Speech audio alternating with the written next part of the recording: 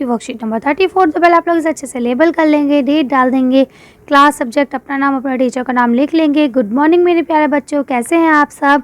उम्मीद करती हूँ आप सब अच्छे होंगे। आज हम लोग पढ़ेंगे आपका मोनोनॉमियल्स, बाइनॉमियल्स और पॉलिनॉमियल्स। इसके अलावा इक्वल और अनइक्वल टर्म्स के बारे में हम जानेंगे। तो देखिए यहाँ लिखा है प्रिया एंड रिया, टू ट्विंस, यानी ये दो जुड़वा बहनें थी, were celebrating their birthday together today, यानी वो दोनों मिलकर आज अपना बर्थडे सेलिब्रेट कर रही थी। Both of them called many of their friends on their birthdays and both cut cake together and give some written gift to all their friends, यानी कि इन्होंने कहा कि दोनों ने मिलकर अपना बर्थडे सेलिब्रेट करा, केक काटा साथ में मिलकर, और जो भी उनके फ्रेंड्स वगैरह आते हैं उनको रिटर्न गिफ्ट भी दिया। क्या गिफ्ट दिया इसको जानते हैं। तो लिखा देयर मम्मा, यानी उनकी जो मम्मी थी, put lot of pen, pencils and eraser packets in a bag. उन्होंने क्या करा, बहुत सारे पेन, पेंसिल, इरेजर्स के पैकेट्स को बैग में खोल दिया।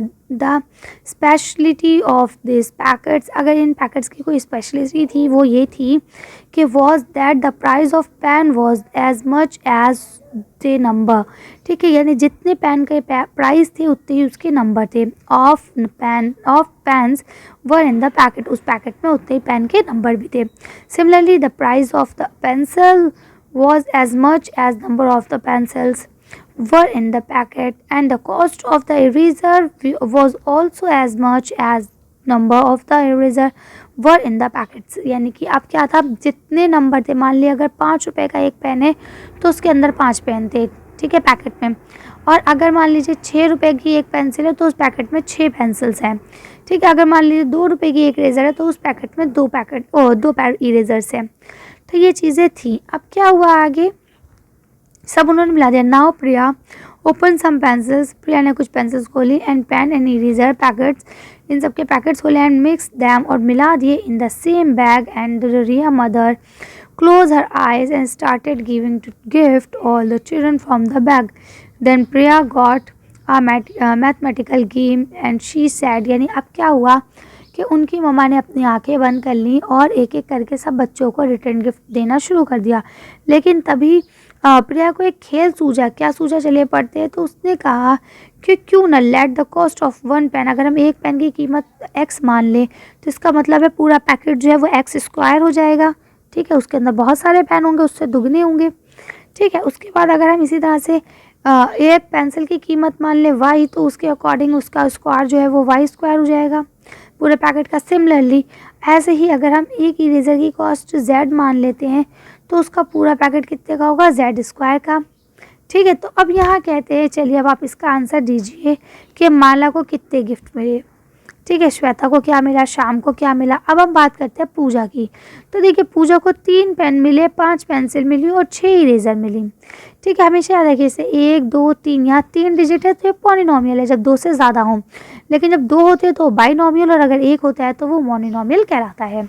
इस चीज़ का आप लोग याद करेंगे, ठीक है। तो देखिए यहाँ आपका क्या लिखा है, ये रहा 3 5, और वैसे पॉलिनॉमियल जो है ना, 3 जो 2 से ज़्यादा होते हैं उनको ट्राइनॉमियल भी कहा जाता है, ठीक है। इसके बाद यहाँ देखिए लिखा है 3 पेन मिले उसको, ठीक। पेन की क्या वो थी, 3 पेन मिले तो हम लिखेंगे 3x क्योंकि पेन है, प्लस 5 पेंसिल मिली तो हम क्या लिखेंगे 5y, और 6 इरेजर्स मिली तो हम लिखेंगे 6z। तो अब यहाँ कितना होगा 1 2 3, तो ये क्या हो जाएगा पॉलिनॉमियल, ठीक है, कर लेंगे। अब आप नेक्स्ट देखते हैं। तो उसको 2 पैकेट मिले पेन के, तो पेन के 2 पैकेट का मतलब हो गया 2x स्क्वायर, प्लस 3 पेन मिले 3x, प्लस 5 इरेजर्स मिले तो यहाँ क्या हो जाएगा 5z। तो अब देखिए ये कितना है 1 2 3, तो ये भी क्या हो जाएगा पॉलिनॉमियल, यहाँ पे भी आप पॉलिनॉमियल लिख लेंगे। नेक्स्ट है आपका 3 पेंसिल पैकेट्स। अब 3 पेंसिल के पैकेट मिले तो 3 पेंसिल का मतलब हो गया आपका y, पैकेट मिले तो स्क्वायर हो गया। तो अब ये अकेला है तो इसको हम क्या बोलते हैं मोनोनॉमियल्स, तो अब यहाँ मोनोनॉमियल लिख लेंगे। नेक्स्ट है 9 पेंसिल और आपके 3 इरेजर, तो 9 पेंसिल कितने की हुई आपकी, ये हुई 9y, प्लस 3 इरेजर के पैकेट्स है तो ये z स्क्वायर हो जाएगा, ठीक है। तो यहाँ कितने हैं 2, तो 2 डिजिट है, इसको हम क्या बोलेंगे बाइनॉमियल, यहाँ बाइनॉमियल लिख लेंगे। चलिए आगे पढ़ते हैं। तो लिखा है इन दिस वे, इसी रास्ते पे we can say that any variable combines its multiply form the terms, ठीक है। अब यहाँ हम जानने की कोशिश करेंगे कि मोनोनॉमियल क्या होता है, पॉलिनॉमियल क्या होता है, पॉलिनॉमियल क्या होता है, लाइक और अनलाइक टर्म्स क्या होते हैं। तो देखिए, the expression which has only one term it called the monomial, यानी वो एक्सप्रेशन जिसमें सिर्फ और सिर्फ एक टर्म होता है वो मोनोनॉमियल कहलाता है। जैसे कि अभी हमने पढ़ा, बाइनॉमियल में एक से ज़्यादा यानी 2 होते हैं, 2 टर्म्स, ठीक है। और 3 जो पॉलिनॉमियल है उसमें जो है 2 से ज़्यादा कितने भी हो सकते हैं, ठीक। अब लाइक टर्म की बात करें तो एनी 2 और more terms which are the same variable are called like number, like term, and unlike the term which are not the same are called the unlike term, ठीक है। जो सेम है वो लाइक टर्म है, जो अनसेम है वो अनलाइक टर्म है, ठीक है। अब यहाँ आपको क्वेश्चन आंसर दिए गए, इनको पढ़ लेते हैं। From the table right 5 example of like and unlike term. अब आपको टेबल देख के 5 लाइक और 5 अनलाइक के उदाहरण बताने, चलिए आंसर देख लेते हैं। आप लाइक टर्म्स को यानी कि जो आपके सही फैक्टर्स है उनको ऐसे लिख सकते हैं कि 2y² x 2y, यानी कि देखिए जो आपके लाइक टर्म्स होते हैं ना उनका मतलब ये होता है कि उनके जो पीछे वेरिएबल है वो सेम होने चाहिए, ठीक। तो इसको आप लिख सकते हैं आसानी से। और जो अनलाइक टर्म्स होते हैं उनका मतलब ये होता है कि उनके वेरिएबल जो है वो अलग होंगे, ठीक है। तो इस तरह से आप लोग इसे लिख लेंगे। चलिए आगे पढ़ लेते हैं अब हम लोग।